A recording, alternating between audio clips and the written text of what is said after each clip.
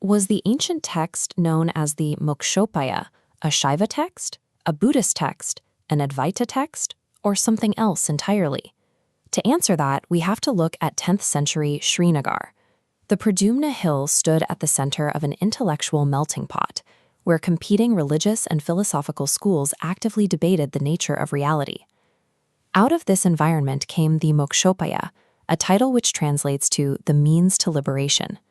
It is a massive 30,000-verse philosophical epic delivered as an intricate dialogue between the sage Vāsiṣṭha and Prince Rama. For centuries, various orthodox schools claimed this work as their own, but modern philology, examining the earliest manuscripts, has uncovered a different reality regarding the text's 10th century origins. To determine the text's true identity, we must launch a forensic investigation, weighing the Mokṣopāya against the three dominant schools of its era. We begin with Mahāyāna Buddhism.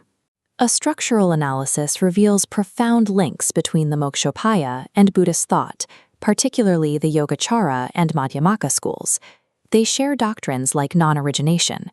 The text compares waking states to dreams, asserting perception is a mental construct. But here it diverges. It uses this language to deconstruct reality, yet strips away formal Buddhist identity for a universal self. This becomes clear in its vocabulary. The author deliberately uses Brahmanical terms like Atman and Brahman to describe ultimate reality, actively avoiding standard Buddhist terms like Shunyata, emptiness, or Alaya Vijnana, the storehouse consciousness. The text borrows the cognitive mechanics of Buddhism to explain how perception works, but explicitly rejects its ontological terminology. Thus, it is not a Buddhist text. Next, we examine the text's geographic neighbor, Trika Śaivism. The two share several concepts, specifically Sit, meaning pure consciousness, and Siddhakasha, the space of consciousness. They also share an approach to karma yoga and jivan mukti.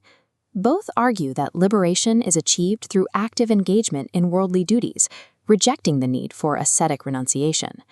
However, a philological analysis reveals a sharp break. The original 10th century Mokṣopāya entirely lacks key Trika Shaivite terminology, most notably vimarsha, or reflective self-awareness. The deeper divide lies in physical reality. Shaivism views the universe as a real, vibrant projection of Shiva's sovereign freedom, known as svatantriya. The Mokṣopāya counters this with atyantabhava, the absolute total non-existence of the material world. Despite sharing a geographic homeland and an emphasis on active liberation, the text rejects the Shaiva belief in a divinely projected material universe. Therefore, it is not a Shaiva text. This leaves the orthodox school, Advaita Vedanta. Advaita teaches that the world is a misperception of a real underlying base, like seeing a rope in the dark and mistaking it for a snake. The Mokṣopāya rejects the rope entirely. It argues the material world logically cannot exist, comparing it to the son of a barren woman. To deconstruct causality, it introduces the crow and falling coconut metaphor. If a crow lands as a coconut falls, an observer assumes causation. The text shows these events coincide without any causal link, then scales this metaphor to the cosmos. By applying this logic universally, there is no creator God, no divine grace or fate. There is only pure consciousness and human effort. This philosophy of an uncaused, spontaneous illusion belongs to no established school.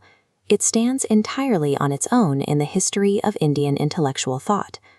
Because the Mokṣopāya was highly syncretic and lacked rigid sectarian boundaries, it was highly susceptible to assimilation by the very traditions it conversed with.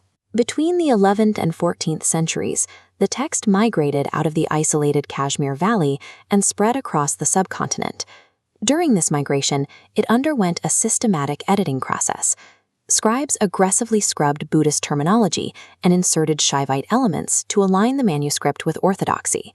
This centuries-long metamorphosis resulted in the text widely known today as the Yoga Vāsiṣṭha, which eventually became a canonical work of orthodox Advaita Vedanta.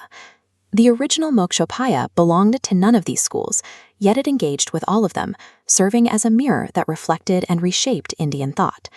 But how exactly did this modified, assimilated version of the text go on to conquer the subcontinent? That brings us to our next chapter, Episode 28, How the Yoga Vāsiṣṭha Changed Indian Thought.